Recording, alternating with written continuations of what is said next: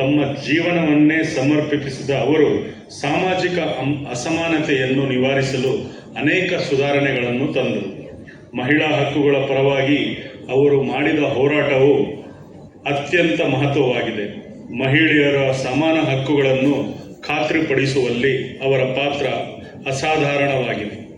ಶಿಕ್ಷಣದ ಮಹತ್ವವನ್ನು ಒತ್ತಿ ಹೇಳಿದ ಅವರು ಶಿಕ್ಷಣ ಪಡೆಯಿರಿ, ಸಂಘಟಿತರಾಗಿ ಹೋರಾಡಿ ಎಂಬ ಸಂದೇಶವನ್ನು ನೀಡಿ ಶಿಕ್ಷಣಕ್ಕಾಗಿ ವಿದೇಶಗಳಲ್ಲಿ ಅಧ್ಯಯನ ಮಾಡಿ ತಮ್ಮ ಜ್ಞಾನವನ್ನು ದೇಶದ ಅಭಿವೃದ್ಧಿಗೆ ಸಮರ್ಪಿಸಿದ್ದಾರೆ. ಭಾರತೀಯ ಸಂವಿಧಾನದ ಮೂಲಕ ಮೂಲಭೂತ ಹಕ್ಕುಗಳು, ಸಮಾನ ಅವಕಾಶಗಳು ಮತ್ತು ಕಾನೂನು ಮುಂದೆ ಸಮಾನತೆ ಎಂಬ ತತ್ವಗಳನ್ನು ಸ್ಥಾಪಿಸಿ ಪ್ರಜಾಪ್ರಭುತ್ವದ ಬಲವಾದ ಅಡಿಪಾಯವನ್ನು ನಿರ್ಮಿಸಿದರು. ಆರ್ಥಿಕ ಮತ್ತು ಸಾಮಾಜಿಕ ನೀತಿಗಳ ರೂಪೀಕರಣದಲ್ಲಿಯೂ ಅವರ ಮಹತ್ವದ ಪಾತ್ರ ವಹಿಸಿದ್ದಾರೆ. ಅವರ ಚಿಂತನೆಗಳು ಇಂದಿಗೂ ದೇಶದ ಅಭಿವೃದ್ಧಿಗೆ ದಿಕ್ಕು ತೋರಿಸುತ್ತಿದ್ದು, ಪ್ರತಿಯೊಬ್ಬ ನಾಗರಿಕನಲ್ಲೂ ಸಮಾನತೆ ಮತ್ತು ಮಾನವೀಯತೆ ಎಂಬ ಮೌಲ್ಯಗಳನ್ನು ಬೆಳೆಸಲು ಪ್ರೇರಣೆಯಾಗಿವೆ. ಡಾಕ್ಟರ್ BR ಅಂಬೇಡ್ಕರ್ ಅವರು ಜೀವನ ಮತ್ತು ಸಂದೇಶ ಯುವ ಪೀಳಿಗೆಗೆ ದೀಪಸ್ತಂಭವಾಗಿವೆ. ಕಾರ್ಯಕ್ರಮಕ್ಕೆ ಮುಖ್ಯ ಅತಿಥಿಯಾಗಿ ಆಗಮಿಸಿರುವ ಮಾನ್ಯ Shri HP Sudham Das IRS retired ಅವರು ಮಾನ್ಯ ವಿಧಾನ ಪರಿಷತ್ ಸದಸ್ಯರಾಗಿದ್ದು, ಭಾರತೀಯ ಕಂದಾಯ ಸೇವೆಯ ಅಧಿಕಾರಿಯಾಗಿ ಕೇಂದ್ರ ಸರ್ಕಾರದ ಹಣಕಾಸು ಸಚಿವಾಲಯದ ಕಂದಾಯ ಇಲಾಖೆಯಲ್ಲಿ ಸೇವೆ ಸಲ್ಲಿಸಿದ್ದಾರೆ. ಅವರು ಕರ್ನಾಟಕ ಸಾರ್ವಜನಿಕ ಜೀವನ ಹಾಗೂ ರಾಜಕೀಯ ಕ್ಷೇತ್ರಗಳಲ್ಲಿ ಸಕ್ರಿಯವಾಗಿ ತೊಡಗಿಸಿಕೊಂಡಿದ್ದಾರೆ. ನಂತರ ಸಕ್ರಿಯ ರಾಜಕಾರಣಕ್ಕೆ ಪ್ರವೇಶಿಸಿದ್ದಾರೆ. ನಂತರ ಕರ್ನಾಟಕ ರಾಜ್ಯ ಮಾಹಿತಿ ಆಯುಕ್ತರಾಗಿ ಕಾರ್ಯನಿರ್ವಹಿಸಿದ್ದಾರೆ. ಈ ಸಮಾರಂಭಕ್ಕೆ ವಿಶ್ವವಿದ್ಯಾಲಯದ ಪರವಾಗಿ ಹೃತ್ಪೂರ್ವಕ ಸ್ವಾಗತವನ್ನು ಕೋರುತ್ತೇನೆ ಸರ್. ಅತಿಥಿಗಳಾಗಿ ಆಗಮಿಸಿರುವ ಡಾಕ್ಟರ್ ವಿಜಯಲಕ್ಷ್ಮಿ ದೇಶಮಾನೆ ಅವರು ಪದ್ಮಶ್ರೀ ಪುರಸ್ಕೃತರಾಗಿದ್ದು, IIIT ಕೊಟ್ಟಾಯಂನ ಬೋರ್ಡ್ ಆಫ್ ಗವರ್ನರ್ಸ್ ಅಧ್ಯಕ್ಷರಾಗಿದ್ದಾರೆ. ಶಸ್ತ್ರಚಿಕಿತ್ಸೆ ಆಂಕಾಲಜಿ ಕ್ಷೇತ್ರದಲ್ಲಿ 30ಕ್ಕೂ ಹೆಚ್ಚು ವರ್ಷಗಳ ಅನುಭವ ಹೊಂದಿರುವ ಗಣ್ಯ ತಜ್ಞರು.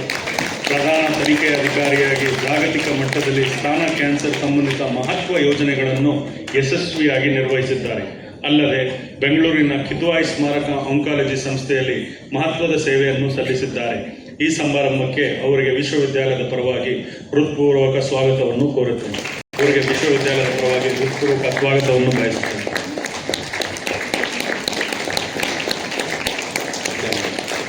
ಸಮಾರಂಭಕ್ಕೆ ಆಗಮಿಸಿರುವ ಎಲ್ಲ ಆಹ್ವಾನಿತರು, ಮಾಧ್ಯಮ ಮಿತ್ರರು ಹಾಗೂ ವಿಶ್ವವಿದ್ಯಾಲಯದ ಅಧಿಕಾರಿ ಸಿಬ್ಬಂದಿ ವರ್ಗದವರಿಗೆ ಸಹ ವಿಶ್ವವಿದ್ಯಾಲಯದ ಪರವಾಗಿ ಹಾಗೂ ವೈಯಕ್ತಿಕವಾಗಿ ಹೃತ್ಪೂರ್ವಕ ಸ್ವಾಗತವನ್ನು ಕೋರುತ್ತೇನೆ.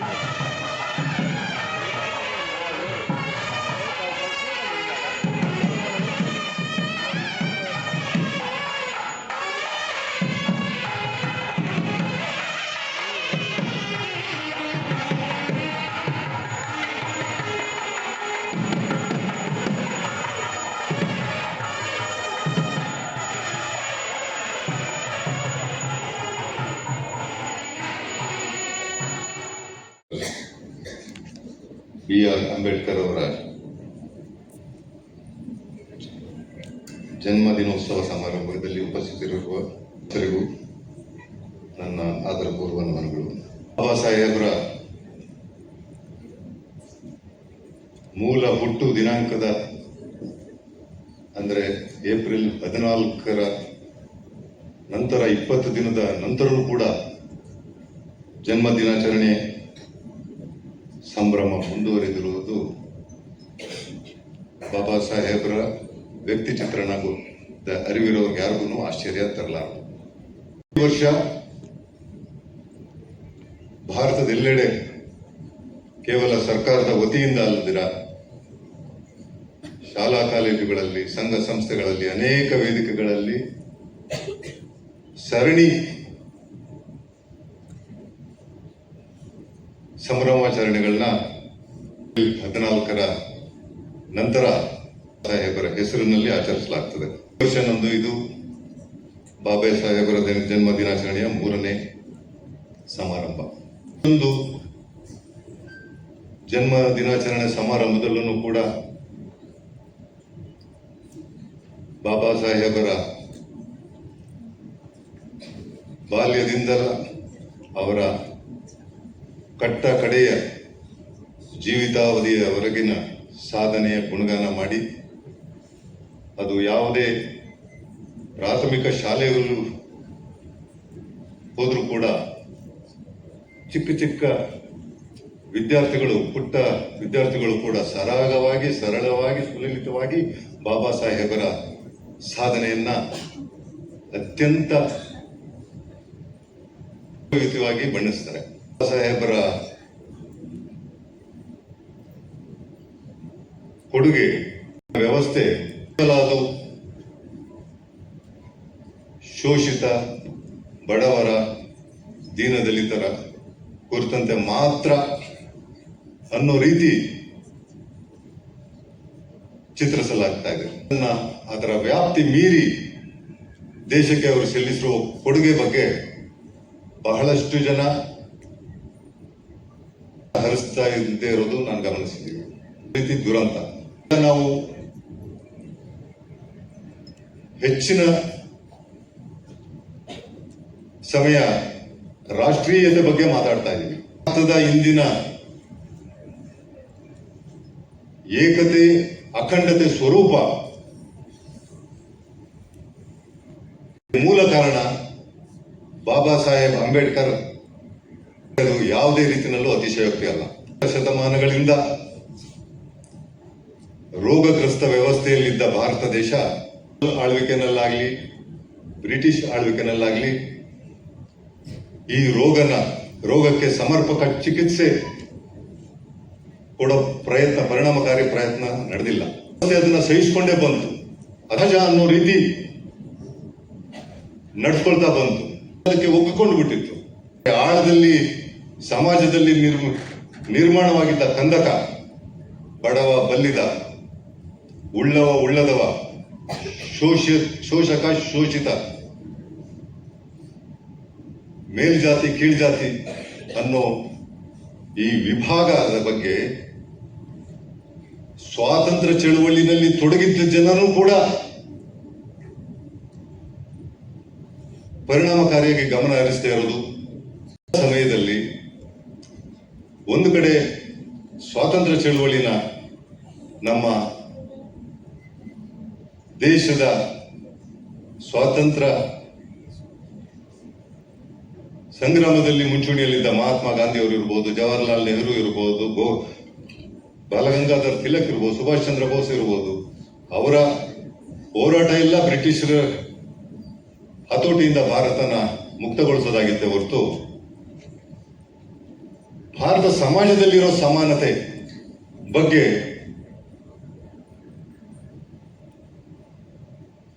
ಏಕೈಕ ಸಮಾನತೆ ಚಳುವಳಿ ನಿರತರಾಗಿದ್ರು ಅದು ಬಾಬಾ ಸಾಹೇಬ ಅಂಬೇಡ್ಕರ್ ಅವರು. My life story in short, I was born and brought up in a slum in Kalburgi, a backward district of Karnataka. My father was freedom fighter. Mother sold the fruits and vegetables on the roadside under the tree. Myself and my brother, we supported Amma selling the fruits and vegetables. We were illiterate, learnt letters on his own. My father knew the importance of education. He used to go hut to hut to give the importance of education. I was a child. My father used to narrate how Baba used to read in the library. What I have followed in my life. I used to sit in the library continuously. Library is temple for us. So I have followed only this thing from my father. That's all.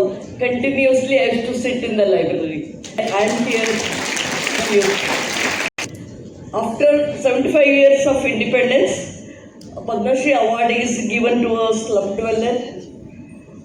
Society at large is very happy with this my Padma Shri Award. On the road, in the metro, they celebrate this Padma Award. Kidwai Hospital in search of food. There was no food at home, but God has given us the dignified living. Guest was talking about. Lord Prime Minister Shri Narendra Bhai Modi ji believes in democracy, practices democracy. These Padma Award is given only to the royal families, not a slumdogger like me from that backward area, Gulbarga. Prime Minister Narendra Bhai Modi ji, I thank Madam Murmu, to the Home Ministry for the Padma Shri Award. Sir, from day one, they will take charge of this award nomination giving. They celebrate as if it is their family function like. To Gulbarga people, Kalburgi people, sir, they gave us food.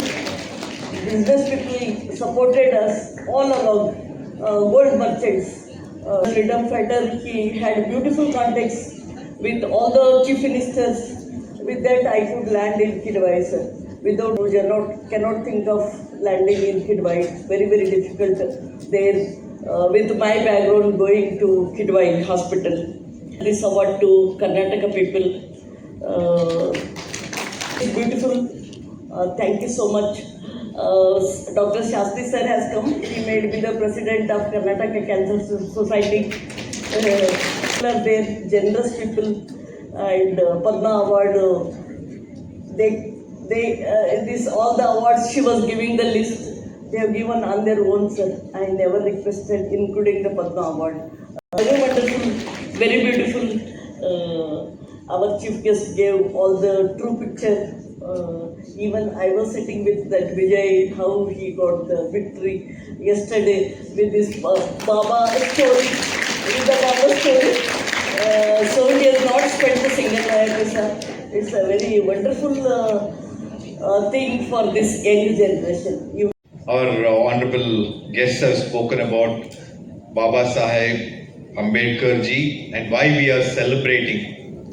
According to me, after I took over, this is the second celebration that we are doing it in the university. According to me and according to Sudham Das sir, what he presented, everyone should read Ambedkar's true story of life, all the students. Unfortunately, he is presented and depicted as only champion or leader of downtrodden, oppressed society. It is not true. For a person like me, for all the students who are from different faculties, different states, different walks of life, he should be your role model because of 101 reasons. As a university, of course, we should be celebrating, but as an individual, I always feel proud and happy that we all celebrate this Ambedkar's Jayanti 135th, and also we talk about it, we discuss about his life stories, and we get inspired. Believe me, every time I go through some article of Ambedkar ji, it's all different stories that stimulates and that inspires. You should know that Ambedkar ji was the 14th child for his parents, 14th child. In spite of that, with all the aspiration, he grew up as a child, having vision to achieve something someday. Like all of us do in the schools and colleges, he also thought that he would have a shortcut. He would have a shortcut and do something with the stolen money and go to Mumbai from Satara probably and do something else in the society, make money.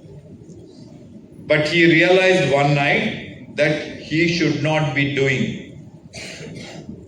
ಅವರಿಗೆ inspire ಆಗಿದ್ದು his ferocious way of reading books is that he got all his knowledge through his teachers and through his books.